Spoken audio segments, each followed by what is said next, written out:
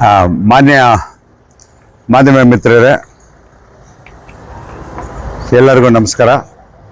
ಇವತ್ತಿನ ದಿವಸ ನಮ್ಮ ಕೋಲಾರಿನಲ್ಲಿ ಜಿಲ್ಲಾ ಆಡಳಿತ ನಮ್ಮ DC ಸಾಹೇಬರು ಅವರ ಹತ್ರ ಬಂದು ನಮ್ಮ KGFನ ಹುಲ್ಲು ಮಾರ್ಕೆಟ್ ಬಗ್ಗೆ ಒಂದು ನಮ್ಮ ಕೋರಿಕೆ ಏನಿದೆಯೋ ಅದನ್ನು ಕೊಟ್ಟಿದ್ದೀವಿ. ಆ ಹುಲ್ಲು ಮಾರ್ಕೆಟು ಸುಮಾರು ವರ್ಷದಿಂದ ಅಲ್ಲಿ ಒಂದು ಸೈಕಲ್ ಸ್ಟ್ಯಾಂಡು ನಮ್ಮ ಊರಿಗಿಲ್ಲ, 2 ವೀಲರ್ ಸ್ಟ್ಯಾಂಡು ಇಲ್ಲ.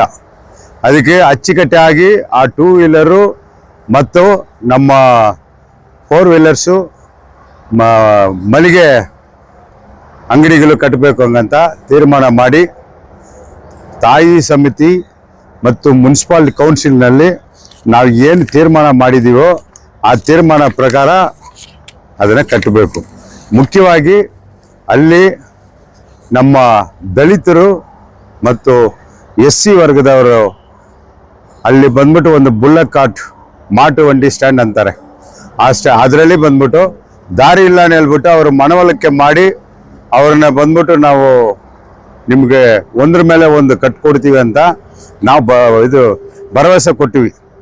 ಆ ಭರವಸೆನಲ್ಲಿ ಅವ್ರಿಗೆ ಅನ್ಯಾಯ ಮಾಡಬಾರ್ದು. ಆಮೇಲೆ ಸಾರ್ವಜನಿಕರು ಅದರಲ್ಲಿ ಏನೇನಿದೆ ಅಭಿಪ್ರಾಯ ಕೇಳ್ಬಿಟ್ಟು ಅದು ಎಲ್ಲರಿಗೂ ನ್ಯಾಯವಾಗಿ ಎಲ್ಲರಿಗೂ ಸಿಕ್ಕಬೇಕು ಹಂಗನ್ನು ಹೇಳ್ಬಿಟ್ಟು ಆ ರೀತಿಯಲ್ಲಿ ನೀವು ತಲೆ ಹಾಕಿ ಇದನ್ನು ಬಂದ್ಬಿಟ್ಟು ಕರೆಕ್ಟಾಗಿ ಮಾಡಬೇಕು. ಯಾಕಂದರೆ ಮುನ್ಸಿಪಾಲ್ಟಿಯಿಂದ ಟೆಂಡರ್ ಬಿಡೋದು, ಇದು ಮುನ್ಸಿಪಾಲ್ಟಿ ಅಡ್ಮಿನಿಸ್ಟ್ರೇಷನ್ ಯಾರ ಹತ್ರ ಇದೆ? ನಮ್ಮ DC ಸಾಹೇಬ್ರ ಹತ್ರ ಇದೆ. ಅದಕ್ಕೋಸ್ಕರ ಈ ಟೆಂಡರ್ ಬಂದ್ಬಿಟ್ಟು ನ್ಯಾಯವಾಗಿ ನಡಿಬೇಕು. ಆ SC ವರ್ಗದವ್ರಿಗೆ ಏನು ತೊಂದರೆ ಬರಬಾರ್ದು. ಅದೇ ರೀತಿಯಲ್ಲಿ 3 ಎಕರೆ ಜಾಗ KGFನಲ್ಲಿ ಸಿಕ್ಕಲ್ಲ. ಅದಕ್ಕೆ ತಕ್ಕಂಗೆ ಪ್ಲಾನ್ ಮಾಡಿ ಕರೆಕ್ಟಾಗಿ ಮಾಡಿದ್ರೆ ಓಕೆ, ನಮಗೆ ಸಂತೋಷ, ಬಿಲ್ಡಿಂಗ್ ಬರುತ್ತಂತ. ಅದರಲ್ಲಿ ಬಂದ್ಬಿಟ್ಟು ಹಂಗೆ ಕಟ್ಬಿಟ್ಟು ಇದು ದಲಿತರವ್ರಿಗೆ ಅನ್ಯಾಯ ಮಾಡಿದ್ರೆ ಅದು ಸರಿ ಇರಲ್ಲ ಹಂಗೆ ಹೇಳ್ಬಿಟ್ಟು ಇವತ್ತು ನಾನು ಬಂದ್ಬಿಟ್ಟು DC ಸಾಹೇಬರನ್ನ ನೋಡಿ ನಮ್ಮ ಒಂದು ಕೋರಿಕೆಯನ್ನು ಕೊಟ್ಟಿದ್ದೀನಿ. ಅವರು ಇದರಲ್ಲಿ ಏನಿದೆ ಪರಿಶೀಲನೆ ಮಾಡಿ ಇದರ ಪ್ರಕಾರ ಮಾಡ್ತೀನಿ ಅಂತ ಹೇಳಿದ್ದಾರೆ. ಅದಕ್ಕೋಸ್ಕರ ನಮ್ಮ DC ಸಾಹೇಬರಿಗೆ ತುಂಬ ಧನ್ಯವಾದಗಳು.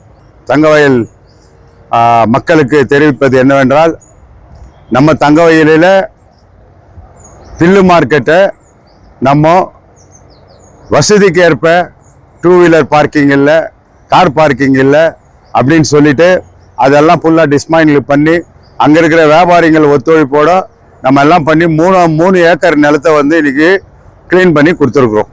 அந்த 3 ஏக்கரில் நம்மளுக்கு முக்கியமாக வேண்டியது 2 வீலர் பார்க்கிங், 4 வீலர் பார்க்கிங், அப்புறம் கட்டிடம். அந்த மாதிரி கட்டி கொடுக்கணும்னு சொல்லி எதிரில் இருந்த நம்ம SC தலித் வர்க்கத்துடைய மாட்டு வண்டி ஸ்டாண்டை அவங்க மனத்தை கழித்து நாங்கள் அந்த ஒடிச்சு உங்களுக்கு மாடி மேலே மாடி கட்டி கொடுக்குறோன்னு சொல்லியிருக்கிறோம். அதனால் அந்த SCங்களுக்கெல்லாம் கூட மோசம் பண்ணக்கூடாது, அந்த SCங்களுக்கும் ஒரு நல்ல நியாயம் பண்ணணும் அப்படின்னு சொல்லி. ஏன்னா ஃபஸ்ட்டு பிளான் பண்ணதப்போ அந்த பிளானில் SCங்களது பிளானே இல்லை. அதுக்கு சண்டை போட்டவன் நான். அதுக்கு சண்டை போட்டு தான் நான் வெளியே வந்தேன், காங்கிரஸை விட்டு வெளியே வந்தேன். ஏன்னாக்கா அந்த SCங்களது அந்த மேப்பில் இல்லை, நீங்கள் பார்த்துருப்பீங்க. அப்புறம் நான் சண்டை போட்டு தான் அந்த மேப்பே கீழ்ச்சி போட்டாங்க. அப்போ தான் நான் SC கொடுத்த வாக்கை நான் எப்படி காப்பாற்றுறது, நீங்கள் SCக்கு அநியாயம் பண்ணுறீங்க அப்படின்னு சண்டை போட்ட பிறகு அந்த டெம்பரவரியாக பண்ணி போர்டு பண்ணி அந்த டிராயிங்கே பிச்சு வெளியே போட்டாங்க. அந்த மாதிரியெல்லாம் நடக்கக்கூடாது. அதுக்கு நான் தலித்துக்கு அநியாயத்துக்கு நீங்கள் விடக்கூடாதுன்னு சொல்லிட்டு, ஏன்னா முனிசிபாலிட்டி அட்மினிஸ்ட்ரேஷன் இப்போது DC கலைக்குது. அதனால் DC சாஹிப், கலெக்டர் சாஹிபர் இது மேலாம் இல்லை நான் அநியாயம் பண்ணுறதுக்கு விடுறதில்ல, அதில் நாங்கள் டிராயிங்கில் காட்டுறோம், DPRல நாங்கள் பண்ணியிருக்கோம் அப்படின்னு சொல்கிறாங்க. நியாயமாக டெண்டரை எடுத்து அது ஒரிஜினல் டெண்டர் யார் இருக்காங்களோ அவங்க தான் வேலை செய்யணும் அப்படின்னு சொல்லிட்டு ஒரு கோரிக்கை கூட நாங்கள் கொடுத்துருக்குறோம். அதே மாதிரி முனிசிபாலிட்டியில் நான் ஸ்டாண்டிங் கமிட்டியாக இருக்க சொல்ல அது என்ன தீர்மானம் ஆச்சுன்ற லெட்டரும் அவர்கிட்ட கொடுத்துருக்கேன். அதே மாதிரி கவுன்சிலுக்கு அனுப்பி கவுன்சிலில் என்ன தீர்மானம் எடுத்தாங்கன்ற காப்பியும் நான் கலெக்டர்கிட்ட கொடுத்துக்கிறது அன்பாக தெரிவிச்சுக்கிறேன்.